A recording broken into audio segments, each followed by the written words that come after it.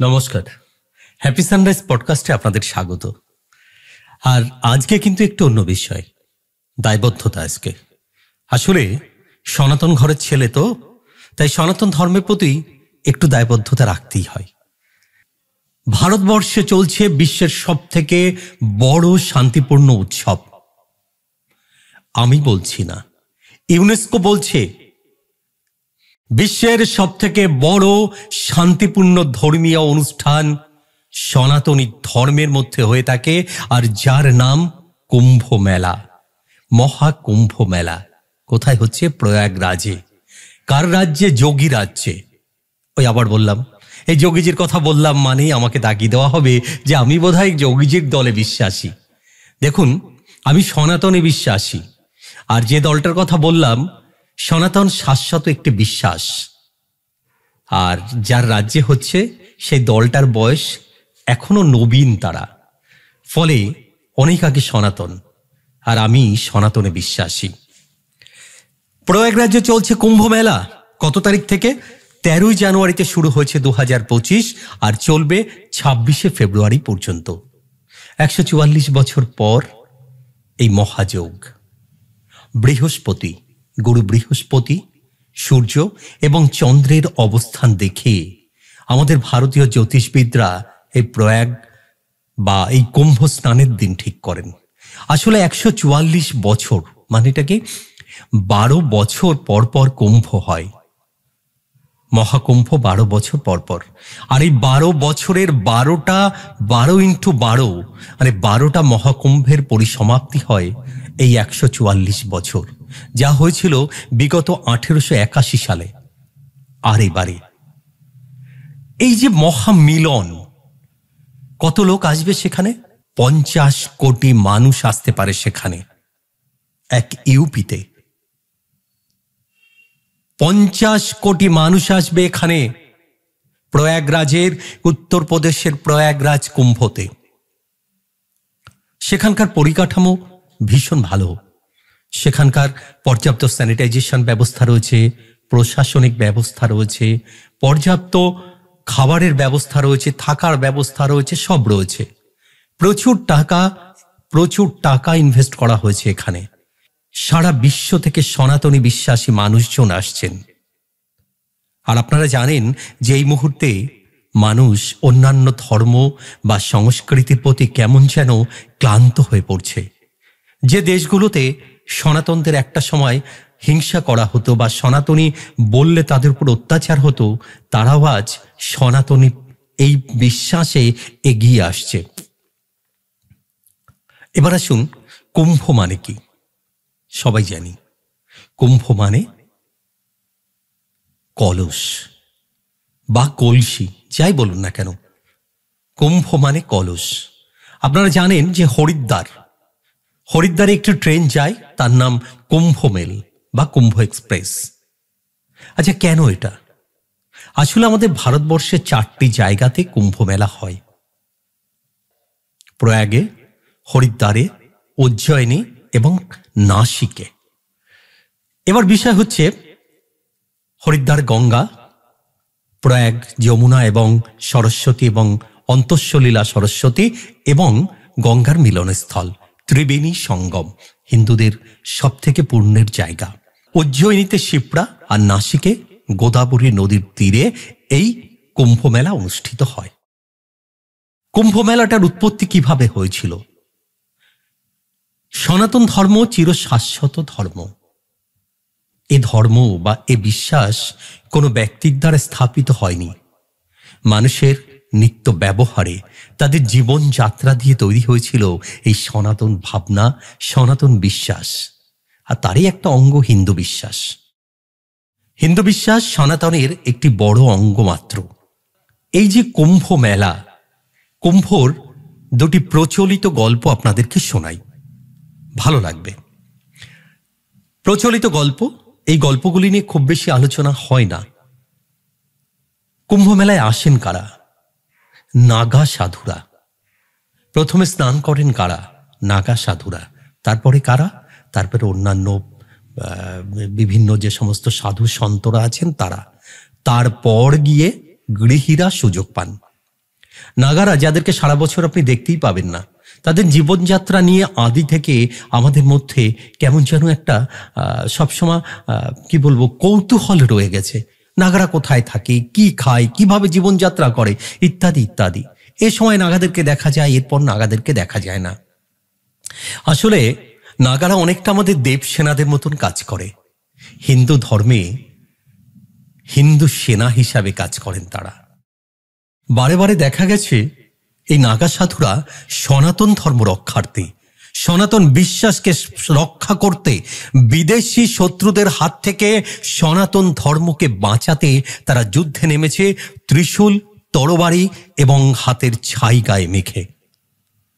এরকম ইতিহাস বা এরকম ঘটনা অনেক ঘটেছে বিগত দিনে।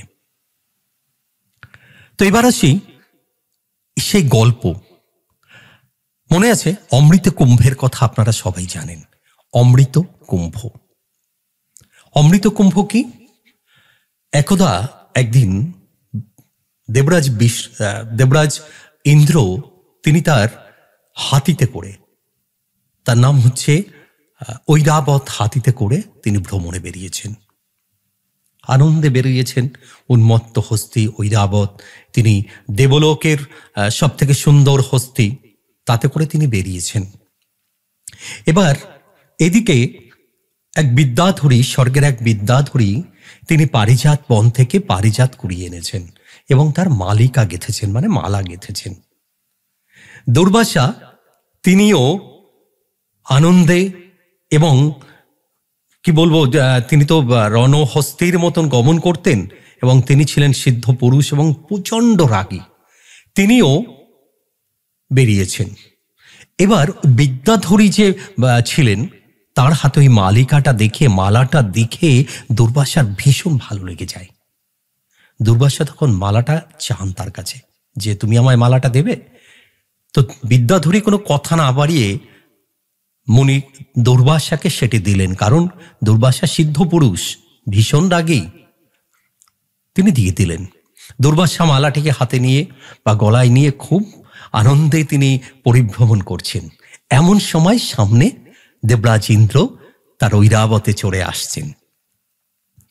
দুর্বাসার মনে হলো যে এই যে মালা, এই পারিজাত ফুলের মালা, এ মালা আমার গলে নয়, দেবরাজের গলে ভালো লাগে।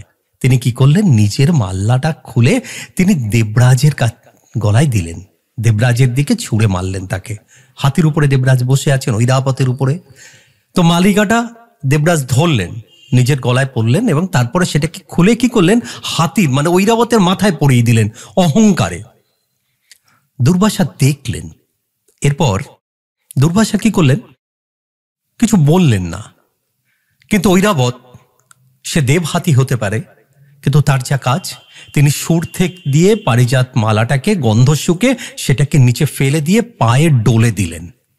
দুর্বাসা দেখলেন, অসম্ভব রেগে গেলেন তিনি এবং তিনি তখন বললেন যে ইন্দ্র, দেবরাজ ইন্দ্র, তোমার এত অহংকার, তুমি আমার দেওয়া পারিজাত ফুলের মালাটাকে এইভাবে অপমান করলে।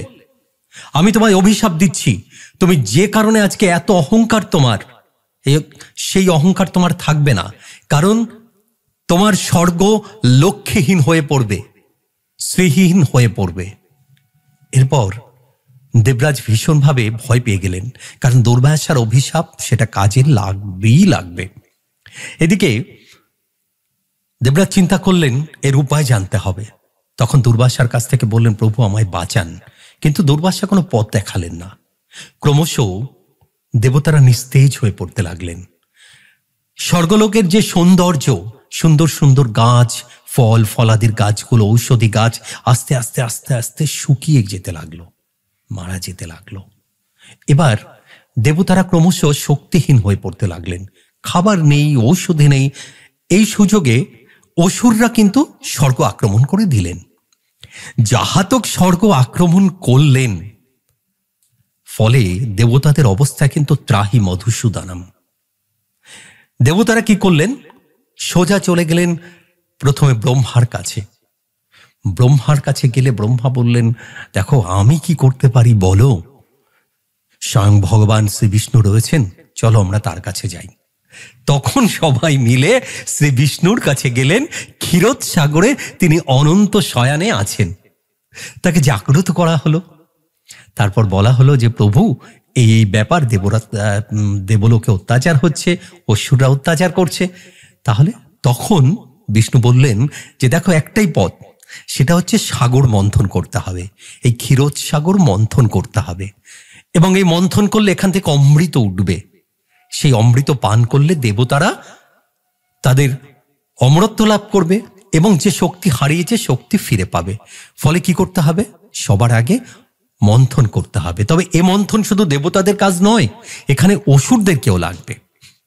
যথারীতি অসুরদের যিনি রাজা ছিলেন বলির কাছে যাওয়া হলো। তিনিও দেখলেন, বাহ, এ তো সুযোগ, এই যে এখন এটা সুযোগ, অমর হওয়ার সুযোগ। দেবতারা তখন অসুররাজ বলির কাছে গেলেন। বলিকে গিয়ে বুঝিয়ে বললেন যে দেখো, চলো আমরা অমৃতের সন্ধান করি, এবং তাহলে কি হবে, আমরাও অমর হব, তোমরাও অমর হবা। ঠিক আছে, তারা রাজি হলেন। নির্দিষ্ট দিনে ক্ষীরোদ সাগরে মন্দারচল পর্বত, তাকে কি করা হলো? তাকে লাঠি করা হলো, আর বাসুবিনাককে দড়ি করা হলো। দড়ি করে সমুদ্র মন্থন শুরু হলো। বেশ ভালো কথা। মন্থনের পর প্রথম কি উঠল? হলাহল, মানে বিষ। যে বিষ উঠল, যে বিষের প্রভাবে দেবকুল এবং সেই সঙ্গে অসুরকুল সবাই কিন্তু জ্বলে পুড়ে যাচ্ছে যন্ত্রণায়। তখন মহাদেব এগিয়ে এলেন। মহাদেব বললেন, তিনি সেই বিষ খেয়ে নিলেন এবং কণ্ঠে ধারণ করলেন। এরপর কি হলো? কণ্ঠে ধারণ করার ফলে তাকে আমরা নীলকণ্ঠ বলি। এজন্যই শিবের আর এক নাম নীলকণ্ঠ। কিন্তু শিবের সারা শরীর জুড়ে যন্ত্রণা শুরু হলো। তখন দেবতারা কেউ বলেন যে মা তারা তাকে স্তনপান করিয়েছিলেন, আবার কেউ কেউ বলেন যে দেবতারা এবং অসুরেরা মিলে তখন তাকে সেই ক্ষীরোদ সাগরের শীতল জলে স্নান করতে লাগলেন। মুহুর্মুহু তার মাথায় কয়েকদিন ধরে জল ঢালা হলো।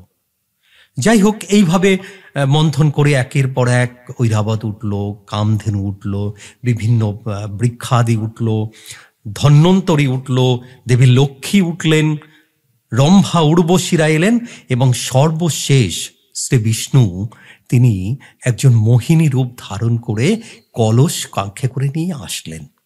এই উঠল কুম্ভ, মানে অমৃত কুম্ভ, যে কুম্ভ মেলা এটা। এবার এই অমৃত নিয়ে গন্ডগোল, দেব এবং অসুরের মধ্যে কারা আগে খাবে। তখন গুরু বৃহস্পতি কি করলেন? দেবরাজ ইন্দ্রের ছেলে জয়ন্ত, তাকে বললেন যে বাবা, তুমি কলস নিয়ে পালিয়ে যাও, কলসটা নিয়ে পালিয়ে যাও। সে কি করলো? দেবরাজের ছেলে জয়ন্ত, সে কলস নিয়ে পালানো শুরু করলো। 12 দিন ধরে পালিয়েছিলেন, আর 12 দিন ধরে অসুরেরা জয়ন্তকে তাড়া করে বেরিয়েছিল। এই যে কলস নিয়ে দৌড়াচ্ছে, সে সময় কলসের ঢাকনা আলগা হয়ে বা ছিটকে কয়েক ফোঁটা কলস, 12 ফোঁটা কলসের থেকে 12 ফোঁটা অমৃত পড়েছিল। তার 8 ফোঁটা অমৃত পড়েছিল স্বর্গলোকে, আর 4 ফোঁটা অমৃত পড়েছিল ভারতবর্ষের। কোথায়? প্রয়াগরাজ, হরিদ্বার, নাসিক এবং উজ্জয়িনীতে। সেই থেকেই কিন্তু মহাকুম্ভ বা এই কুম্ভ শব্দের অর্থ হচ্ছে কলস। এটা যেমন একটা গল্প পুরাণে পাওয়া যায়, আরেকটি গল্প কিন্তু পুরাণে পাওয়া যায়। সেটা কেমন? সেটা হচ্ছে ঋষি কাশ্যপ। আপনারা জানেন যে গোত্র, কাশ্যপ গোত্র আছে, বিভিন্ন গোত্র আছে, যার মধ্যে কাশ্যপ গোত্র একটি বেশ বড় গোত্র। মানে বড় গোত্র বলতে অনেক মানুষ এই কাশ্যপ গোত্রের মধ্যে আছে, বিশেষ করে পিছিয়ে পড়া এসসি সম্প্রদায়ের মানুষ বা প্রচুর মানুষ, আমি বলছি অন্যান্য সম্প্রদায়ের কথা, তারা কাশ্যপ গোত্রের মানুষ। ঋষি কাশ্যপ বিয়ে করলেন কদ্রু আর বিনিতা, দুজনে বোন, দুজনে অপূর্ব সুন্দরী। দুজনের মধ্যে বেশ সুন্দর মিল, তারা মিলেমিশে সংসার করছে। কিন্তু বিনিতা ছিলেন খুব সরল স্বভাবের, কদ্রু কিন্তু তার ভেতরে একটু সরল নয়, বেশ কুটিল স্বভাবের। বিনিতা বড়, কদ্রু ছোট, সম্ভবত আর কি। একদিন কদ্রু বললেন যে মহর্ষি কাশ্যপ, আমি আপনার কাছে একটা জিনিস চাইবো, দেবেন? তা বললে, হ্যাঁ তুমি চাও, কি চাও? স্ত্রী চেয়েছেন বলে কথা। তখন বলল যে দেখুন, আমাকে আপনি সহস্র পুত্র দিন, সন্তান চাই, সহস্র সন্তান, 1000 সন্তানের মাতৃ হতে চাই আমি। কদ্রু চিন্তা করলেন যে আমার যদি 1000 সন্তান থাকে, পৃথিবীর সমস্ত শক্তি আমার কাছে। কাশ্যপ বললেন ঠিক আছে, ওকে চলো, এই নাও, আমি তোমাকে 1000টি ডিম দিলাম। 1000টি ডিম, যাকে আপনারা আন্ডা বা এগ বলেন, 1000টি ডিম দিলাম। এর থেকে যে সন্তানেরা আসবে সবাই সুস্থ সবল সন্তান উঠবে। যথারীতি এ কথা শোনার পর বিনিতা বললেন ঠিক আছে, আমার বোন যখন সন্তান চেয়েছে আমিও চাই। গিয়ে বললেন যে দেখুন, আমার এত সন্তানের দরকার নেই, প্রভু আমাকে 2টি সন্তান দিন যারা সর্বাপেক্ষা শক্তিশালী এবং এই জগতে তাদের শক্তির কাছে যেন কেউ দাঁড়াতে না পারে, মহৎ শক্তিশালী। তখন কাশ্যপ কি করলেন, 2টি বড় ডিম তার হাতে দিলেন, যে ডিমের কালার ছিল স্বর্ণবর্ণের। আর কদ্রুকে যে 1000 ডিম দিয়েছিলেন তার রং ছিল কালো রঙের। যথারীতি নিয়ম অনুসারে একটা সময় কদ্রুর যে 1000 ডিম তার সকলেই ফুটে বেরোলো, কিন্তু সবাই হলেন বিশ্বের সেরা সব বিষধর নাগেরা। সাপের জন্ম হলো, এখান থেকে সাপের জন্ম। এবং যারা বিশ্বের সব থেকে সেরা সেরা বিষধর বিশালাকায় সাপ সব জন্ম নিলেন। কদ্রু খুব আনন্দে, বিশাল আনন্দে। তখন কি আনন্দ যে না, আমার 1000 সন্তান এবং তারা সকলেই শক্তিধর এবং বিষধর। বেশ, এদিকে বিনিতাকে যে 2টো ডিম দেওয়া হয়েছিল তার কিন্তু তখনও কোন রকম বাচ্চা উৎপন্ন হয়নি সেখানে। বিনিতা খুব মনে মনে কষ্ট পেলেন। কদ্রুর সন্তানেরা বড় হয়ে গেল, অথচ আমার এখনো সন্তান তারা বেরোলো না ডিম ফুটে। তিনি একটি ডিমকে ফাটিয়ে ফেললেন। সেখান থেকে অর্ধেক পাখি আর অর্ধেক মানুষের মতন একটি পুত্র সন্তান বের হলো। সে খুব রেগে গেল, গিয়ে বললেন, মা তুমি এটা কি করলে? তুমি আমাকে পূর্ণত্ব দিলে না, তুমি আমার এই ক্ষতি করলে। বলে সে পাখা মেলে উড়ে গেল। তার নাম হলো অরুর। যে অরুর হচ্ছে সূর্যদেবের বাহন। দেখবেন সূর্যদেবের বাহনও অনেকটা পাখির মতনই চেহারা তার। তিনি হচ্ছেন অরুর, যিনি সূর্যদেবের বাহন হলেন। এবার কি হলো, পরবর্তী ডিম নিয়ে বিনিতা বসে থাকলেন। অনেক বছর পর পরের ডিমটি ফুটল। যে ডিমের মুখ ছিল গরুর পাখির মতন, অর্থাৎ ঈগল জাতীয়, আর শরীর ছিল প্রচণ্ড শক্তিশালী এবং প্রচণ্ড বলশালী এবং দীর্ঘায়ু শরীর তার, দীর্ঘ লম্বা শরীর তার। তিনি হলেন, তার নাম রাখা হলো গরুর।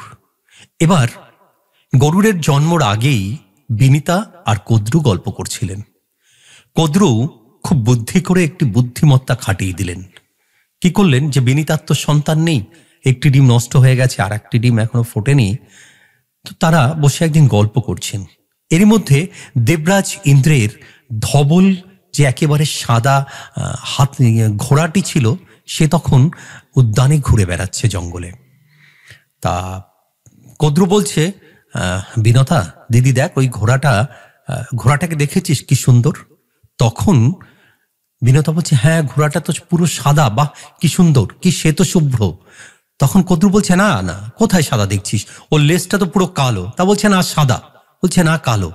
বলছে চল তাহলে আমরা কাছে গিয়ে দেখবো, এবং আমি আর একজনকে ডাকবো যে বলবে আর কি। কদ্রু ওখান থেকে চলে গিয়ে তার সন্তানদের বলল যে দেখো, তোমরা তো ইচ্ছাধারী নাগ, তোমরা এক কাজ করবে, তোমার মা এইরকম একটি শর্ত রেখেছে, তোমরা ঘোড়ার লেজের মধ্যে সূক্ষ্ম সুতোর ন্যায় হয়ে এবং পুরো ঘোড়ার লেজটা কালো তৈরি করে দেবে। হলো তাই। যখন বিনতা আর কদ্রু তারা ঘোড়ার কাছে গেল, গিয়ে দেখল ঘোড়ার লেজটা পুরো কালো। আসলে কদ্রুর সেই 1000 ইচ্ছাধারী নাগ সন্তানেরা কালো রূপ চুলের আকার ধরে ওই চুলের মধ্যে ঢুকেছিল। এরপরে গরুরের জন্ম। এবার তার আগের পক্ষ যে সেই কথা অনুসারে বিনিতাকে কদ্রু তার দাসী বানিয়ে ফেললেন। কারণ এখানে একটা কথা হয়েছিল, যেটা কালো না সাদা, যদি সাদা হয় তাহলে কদ্রু বিনেতার দাসী হবে, আর না হলে বিনতার দাসী কদ্রু হয়ে যাবে। কদ্রুকে দাসী বানিয়ে ফেললেন। গরুরের জন্ম হলো। গরুর দেখলেন তার মা দাসী। একদিন গরুর খুব মনোকষ্ট নিয়ে তার নিজের ভাই সর্পকুল, মানে কদ্রু তার তো ছোট মা বা মাসি, এরও পিতা কাশ্যপ, তার পিতাও কাশ্যপ, তারা গেলেন, গিয়ে জিজ্ঞাসা করলেন যে ভাইয়েরা, আমার মাকে কিভাবে মুক্ত হতে পারে, তোমাদের এই যে দাসত্ব থেকে মুক্তি দিতে পারে। তখন তারা বলল একটাই উপায় আছে, সেটা হচ্ছে তোমাকে দেবলোক থেকে অমৃত আনতে হবে, ওই কলস ধরে নিয়ে আসতে হবে। চলে গেল, গরুর ছুটলেন অমৃতলোকের কলস আনতে, মানে স্বর্গালোকে, স্বর্গে চলে গেলেন। দেবরাজ ইন্দ্রের ওখান থেকে কলস চুরি করে আনবেন। তিনি গেলেন, যাওয়ার পরে এক এক করে দেবতারা বাধা দিল, কিন্তু তার প্রচন্ড পরাক্রমে তিনি সমস্ত দেবতাকে হারিয়ে দিলেন। এবং তিনি যখন কলস তুলে নিয়ে আসছেন, তখন স্বয়ং শ্রী বিষ্ণু তাকে হাত দিয়ে থামালেন, বললেন তথাস্তু, তুমি কলস নিয়ে যাচ্ছ অমৃত, তুমি তো নিজে খাচ্ছ না, তাহলে এই কলস নিয়ে যাচ্ছ কেন? বলছে যে আসলে আমি কলস নিয়ে যাচ্ছি, আমার মাকে দাসী করে রেখেছে কদ্রু এবং তার 1000 সন্তান ইচ্ছাধারী নাগেরা। বলছে ও আচ্ছা, শোনো, আমি তোমার মাকে মুক্ত করতে পারি, একটাই শর্ত। তা বলেন প্রভু বলুন কি শর্ত? গরুর বললেন। তখন বিষ্ণু বললেন যে দেখো, তুমি যদি আমার বাহন হও, স্থায়ী বাহন, মানে পার্মানেন্ট চাকরি আর কি, এটা গরুরের পার্মানেন্ট চাকরি দিলেন, যে তিনি স্বয়ং ভগবান বিষ্ণুর বাহন হবেন। কারণ বিষ্ণু জানতেন যে এত শক্তিশালী এবং এত ক্ষমতাধারী একজন প্রাণী বা একজন মানুষ, তাকে যদি এমনি ছেড়ে দেওয়া হয়, তাহলে ভুল সঙ্গে গিয়ে পড়লে সে অনেক খারাপ কিছু করে ফেলতে পারে, যে দেবতাদের হারিয়ে দিতে পারে। ফলে তাকে তার বাহন করে নিলেন। এবং স্বয়ং গরুর দেখলেন যে আমি ভগবান বিষ্ণু আমায় বাহন করবেন, এটা তোমরা অনেক পুণ্য। তিনি বাহন হলেন। তা বললেন ঠিক আছে, যাও, তুমি এই কলস নিয়ে যাও, গিয়ে তুমি তাদেরকে দাও।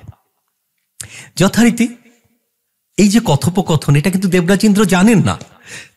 কি করলেন দেবরাজ ইন্দ্র, যখন গরুরকে শ্রীবিষ্ণু কলস দিলেন এবং কলস নিয়ে গরুর যাচ্ছেন, দেবরাজ ইন্দ্র তাকে 12 বার বাধা দিয়েছিলেন।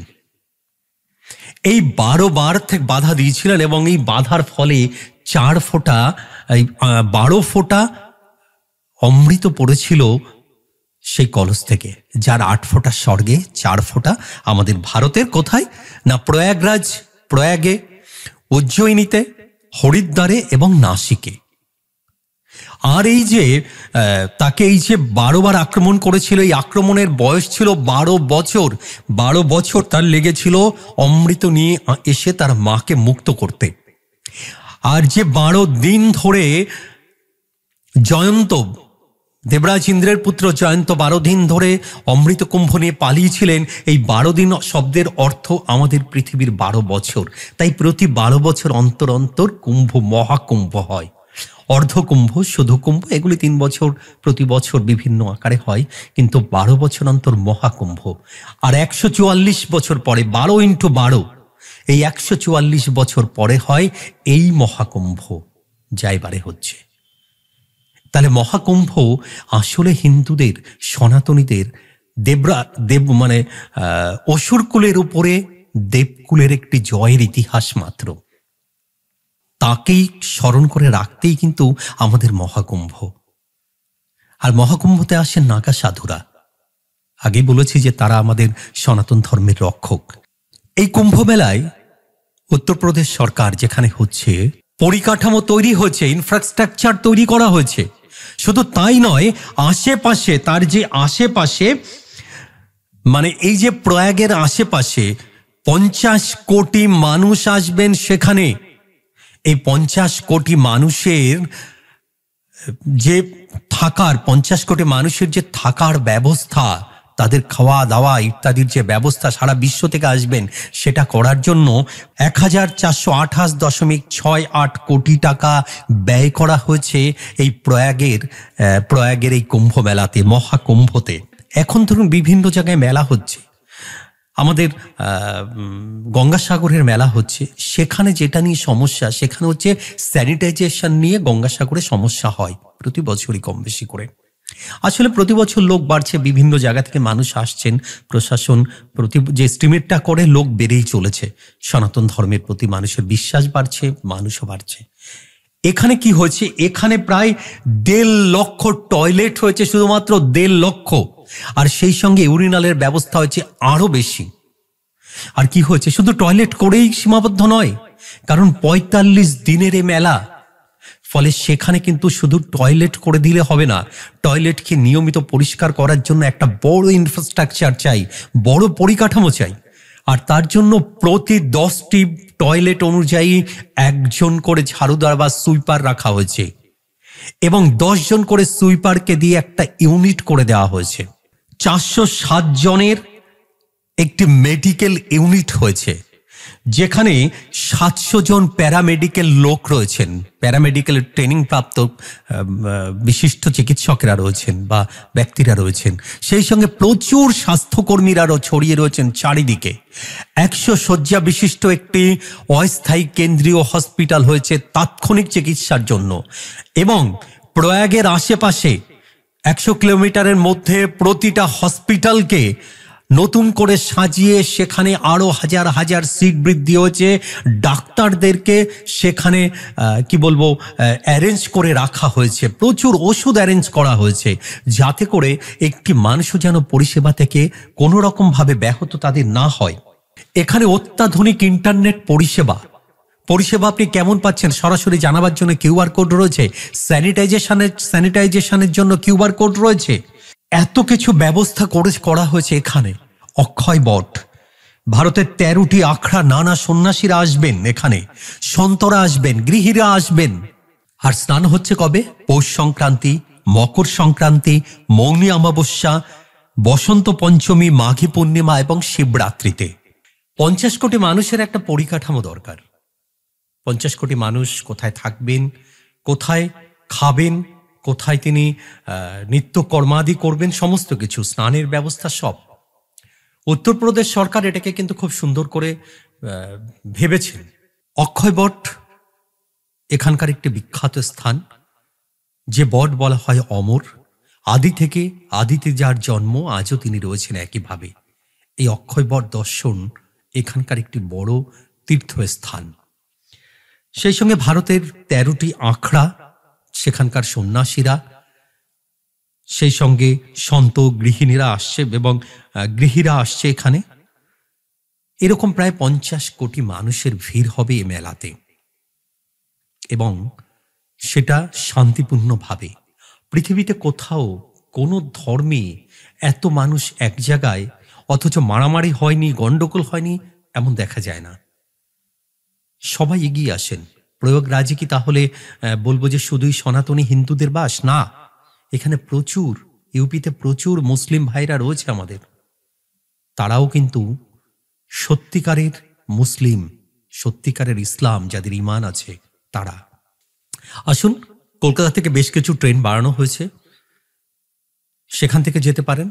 আর আরেকটা কথা এখনো বলা হলো না, ত্রিবেণী সঙ্গম, যেখানে যমুনা আর গঙ্গা আর অন্তঃসলীলা সরস্বতী। আসলে সরস্বতীর প্রবাহ এখন অন্তঃসলীলা, জলের নিচ থেকে প্রবাহিত হচ্ছে। যে সরস্বতী মিলন ঘটেছে এই ত্রিবেণী সঙ্গমে এসে। এখানে চান করলে বিশ্বাস করা হয় আমাদের আত্মার মুক্তি ঘটে। পাপ পুণ্য কতটা ধুয়ে যায় জানি না, যদি পাপ পুণ্য ধুয়েই যেত তাহলে তো সারাদিন মানুষ পাপ কাজ করত, আর ওখানে গিয়ে কিছু টাকা খরচা করে গিয়ে একটা ডুবকি লাগাতো, লাগিয়ে এসে বলতো যে আমার সমস্ত পাপ চলে গেছে, সারা বছর পাপ করব, আর ত্রিবেণী সঙ্গমে গিয়ে একটা করে ডুবতি চলে আসবো, কোনো চাপ নেই। কিন্তু না, আসলে আত্মার মুক্তি হয়, আর আত্মা অবিনশ্বর, যার মৃত্যু নেই। তাই বলি যে না, সনাতন ধর্মকে কখনো শেষ করা যায়নি, যায় না, যাবে না। আর সনাতন ধর্ম যেদিন আপনি ভাবছেন যে সনাতন ধর্মকে আপনি শেষ করবেন, সেদিন এই চিরশাশ্বত বিশ্বাস শেষ হয়ে যাবে, আর সেদিন সমগ্র পৃথিবীটা স্তব্ধ হয়ে যাবে। কারণ সনাতন পৃথিবীর আদি ধর্ম, আদি বিশ্বাস, ধর্ম নয় আদি বিশ্বাস বলবো, যা চিরশাশ্বত, তাই তো সনাতন। এই ধর্ম কেউ আবিষ্কার করেনি, এ ধর্মের কোনো প্রবর্তক নেই। এ ধর্ম মানুষের ব্যবহারের ধর্ম। এ ধর্ম প্রকৃতিকে দেবী বানানো ধর্ম। এ ধর্ম প্রকৃতিকে দেবতা বানানো, পশু পাখি সবাইকে সম্মান দেওয়া, তাদেরকে মানবের সঙ্গে জড়িয়ে ফেলা, মানবের সাথে সম্পর্ক করা। তাই গরু আমাদের মা, তাই গরুর আমাদের ভগবান, গরুর আমাদের দেবতা, বা তাকে আমরা দেবতার সম্মান দিই। সর্প আমাদের কাছে দেবতা, তার কারণ আমরা একে অপরের উপরে নির্ভরশীল। সনাতন ধর্ম যদি হারিয়ে যায়, সেদিন এই মানব বন্ধন, এই জীব বৈচিত্র্য নষ্ট হয়ে যাবে। সেদিন জীব বৈচিত্র্য নষ্ট হয়ে যাবে, আর পৃথিবীর ধ্বংস অনিবার্য। তাই বন্ধু, সনাতন ধর্ম কিভাবে চলবে বা তাকে শেষ করে নতুন কোনো ধর্ম আপনি জোর করে স্থাপন করবেন, মনে রাখবেন সনাতন শেষ তো পৃথিবী শেষ। চিরশাশ্বত ধর্ম পৃথিবীর সব থেকে পুরনো ধর্ম। যাই হোক, আসুন কুম্ভ মেলাতে চলুন, বেরিয়ে আসি। কুম্ভ স্নান এবারে না হয় 12 বছর পর আবার কোথাও কুম্ভ হবে। হয়তো এই রকম 144-এর মহাকুম্ভ হবে না, 144 বছরের পরের এই মহাকুম্ভ পাবেন না, কিন্তু প্রতি 12 বছর অন্তর যে কুম্ভ হয়, একবার আসুন সনাতন ধর্মের। আর এই কুম্ভর জন্য বলুন জয় ভোলেনাথ, জয় ত্রিবেণী সঙ্গম, জয় কুম্ভ। নমস্কার।